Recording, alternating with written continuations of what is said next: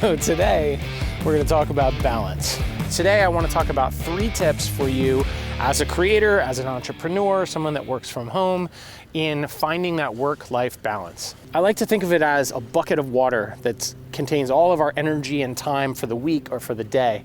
And sometimes separating that work-life balance can feel like cutting that bucket of water with a knife. One of the things that we struggle with as creatives is the fact that our identity is so wrapped up in our occupation.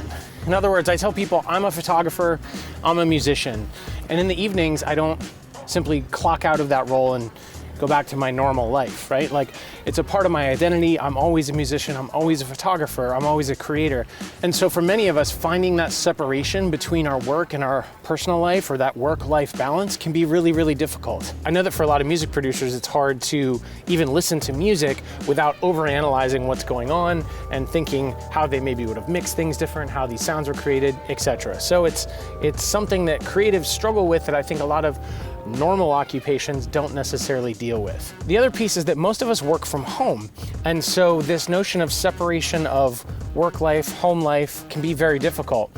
So if we can't figure out a way to separate this work-life balance and truly have some work time and some personal time and a little bit of a distinction in between them, it's going to be a recipe for burnout, a recipe for disaster, as I like to say.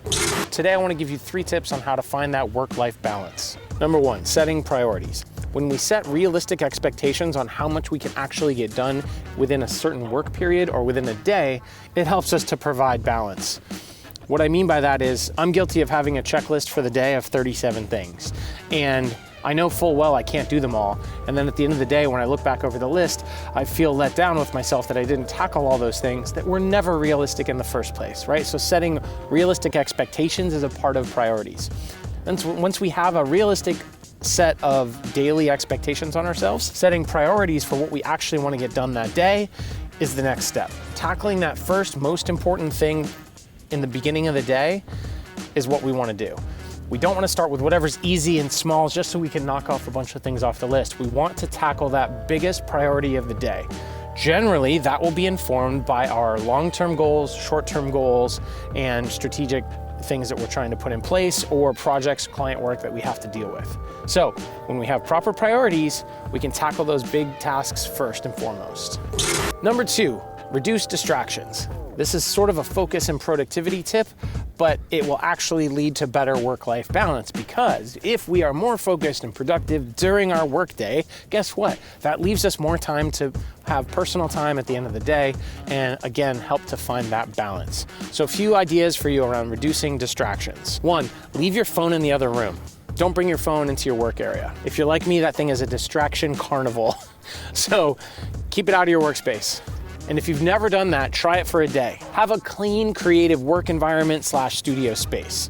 This will really help you settle in quickly and reduce distractions within your eye line when you are sitting down to create, whether that's you're painting, you're working on the computer, you're in your music studio, whatever that is. Use music as a focus tool. As long as you're not working on producing music, clearly that's not gonna help you. But if you're doing anything else, music can be a tremendous focus tool for you in reducing distractions. It eliminates some of our brain's tendency to wander, but the proper music really can help you get into flow state, and it can really do wonders for us.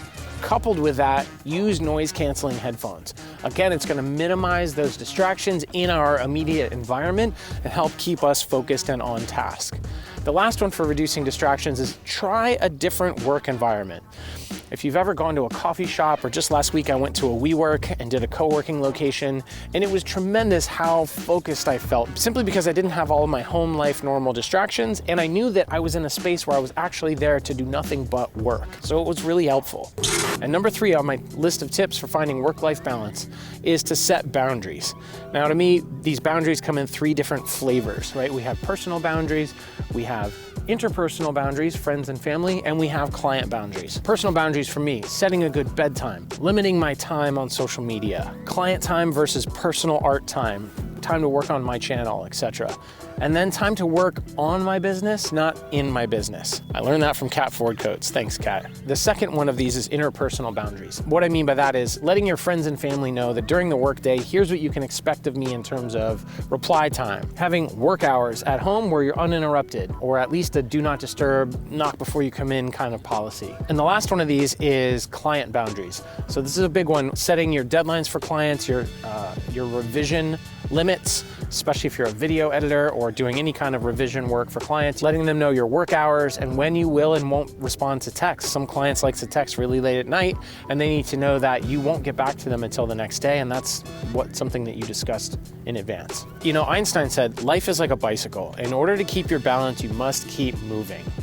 I really like this idea that in order to find this balance, we have to be moving at all times. We need to be focused on making the most of our time within our work, and then taking some time to recharge and enjoy our personal life. This is going to lead to better creativity, more productive hours in the studio, and all in all, hopefully a more satisfied and healthy you. So I hope you enjoyed the video. If you did, please subscribe, hit that notification bell so you get a quick notification when I upload, and most of all, thank you so much for your time.